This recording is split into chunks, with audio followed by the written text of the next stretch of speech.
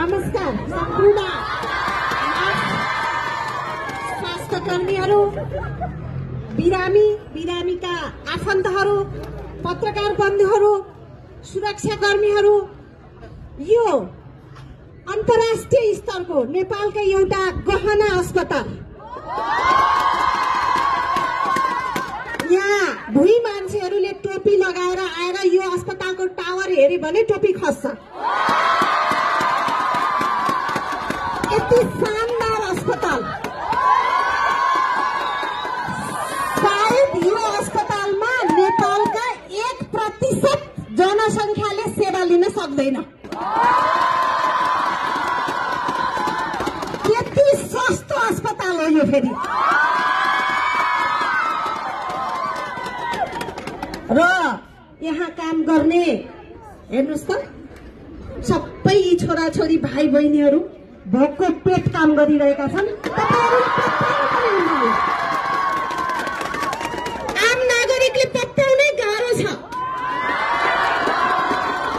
ग्रान्डी अस्पतालले हेलिप्याड चलाउँछ, हेलिकप्टरमा 7 लाख तपाईलाई म यहाँ उभिएर भन्नै पर्छ। आजभन्दा 6 वर्ष अगाडि कोहलपुरमा एउटा बच्चा कोहलपुर मेडिकल कलेजबाट आइसियुमा उपचार गर्दा गर्दै बच्चाको स्वास्थ्य बिग्रन्छ। गरिब परिवारको छोरा हो त्यो, पैसा थिएन, उसको बुवा खाडी मुलुकमा रगत र पसिना बगाइराखेर अलिअलि कमाएको पठाइरहेको थियो, सकियो। कोहलपुर मेडिकल कलेजले पैसा रित्तिएपछि काठमाडौँ लैजानुस् भन्छ। काठमाडौँमा माफियाहरू साल बोलाउँछन् त्यो बिरामी कसले तान्ने भनेर।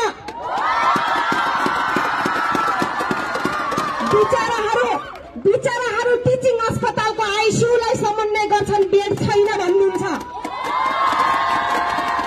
कान्ति अस्पताललाई गुहार्छन्, आइसियु खाली छैन भनिन्छ।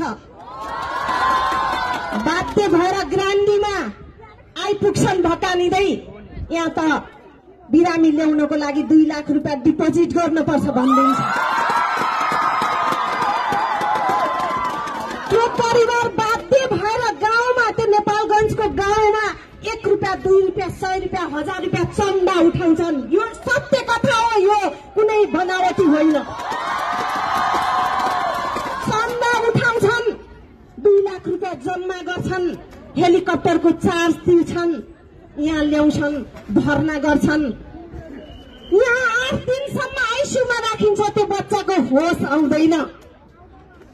आज पनि अर्को 2 लाख जम्मा गर भन्छन्, भोलि अर्को 1 लाख जम्मा गर, पर्सि 1 लाख जम्मा गर भन्छन्। त्यो बच्चाको होस आउँदैन। बिचराहरूले भनिरहेका छन्, हामीले चन्दा उठाएर ल्याएको हाम्रो बिरामी, हामीसँग पैसा छैन।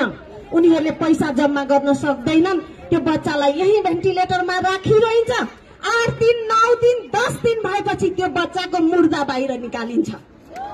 तपाईको बच्चा मर्यो, लास बुझ्नुस्, 12-14 लाख कति जम्मा भएको छ, बिल तिर्नुस् अनि लैजानुस्। यो अस्पतालको मैले एउटा कथा भन्दैछु, यस्ता हजारौं कथाहरू यो अस्पतालभित्र छ, आम नागरिकले थाहा पाउनुपर्छ। होला यो अस्पताल बनाउँदा, यति ठूलो बिल्डिङ बन्दा तपाईहरूको धेरै लगानी भयो